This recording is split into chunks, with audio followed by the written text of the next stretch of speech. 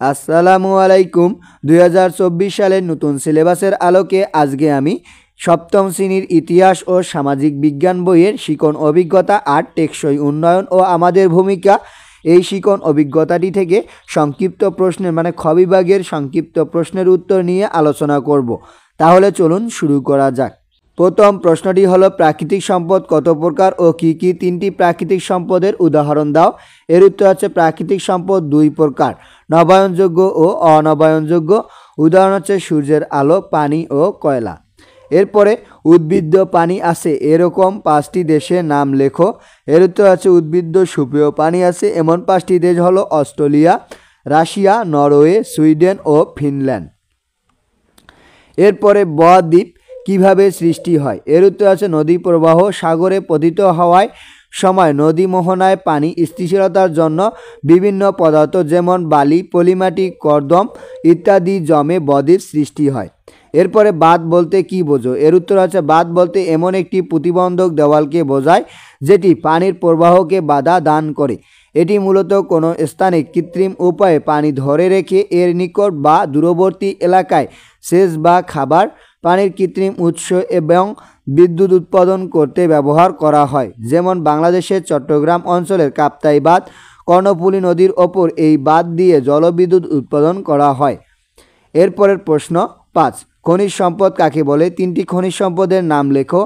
এর উত্তর আছে এক বা একাধিক উৎপাদন গঠিত হয়ে বা সামান্য পরিবর্তিত হয়ে যেসব রাসায়নিক প্রক্রিয়াজাত উপকরণ শিলাস্তরে সঞ্চিত থাকে তাকেই খনিজ সম্পদ বলে, যেমন কয়লা, প্রাকৃতিক গ্যাস, খনিজ তেল ইত্যাদি। এরপরে প্রশ্ন 6, জীবাণাশ্রয় জ্বালানি বলতে কি বোঝো? 3টি জীবাণাশ্রয় জ্বালানির নাম লেখো।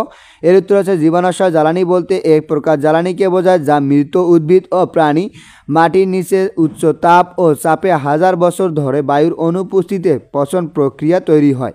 3টি জীবাণাশ্রয় জ্বালানির উদাহরণ হলো কয়লা, প্রাকৃতিক গ্যাস ও খনিজ তেল। এরপরে 7 নম্বর প্রশ্ন হচ্ছে, প্রাকৃতিক সম্পদ কাকে বলে? যে সম্পদ কোনো মানুষ তৈরি করে না বরং সরাসরি প্রকৃতি থেকে পাওয়া যায় তাকে প্রাকৃতিক সম্পদ বলে, যেমন পানি, বাতাস, সূর্যের আলো, তামা, লোহা প্রভৃতি। এরপরে প্রশ্ন 8, টেকসই শহর ও সমাজ বলতে কি বোঝো?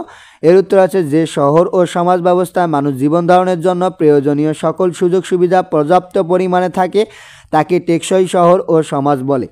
টেকসই শহর ও সমাজ ব্যবস্থায় একদিকে যেমন বড় বড় দালান কোঠা, প্রয়োজনীয় শিল্প কারখানা এবং প্রতিষ্ঠান আছে, অন্যদিকে সুপরিকল্পিত বনভূমি, সুপেয় পানি, পরিশুদ্ধ জলাশয়, উন্মুক্ত খেলার মাঠ, পার্ক, পয়ঃনিষ্কাশন ব্যবস্থাও থাকে। এরপরে প্রশ্ন 9, ভূগর্ভস্থ পানি রক্ষায় 4টি উপায় লেখো। এর উত্তর হচ্ছে যে 1, ভূগর্ভ থেকে পানির পরিমাণ কি পরিমাণ পানি আছে তা নির্ণয়পূর্বক যে পরিমাণ পানি উত্তোলন করা উচিত সেই পরিমাণ পানি উত্তোলন করা। এরপরে 2, ভূগর্ভস্থ পানি রক্ষায় কৃষি জমিতে রাসায়নিক ব্যবহারের হ্রাস করার মাধ্যমে প্রাকৃতিক পদ্ধতি ব্যবহার করা।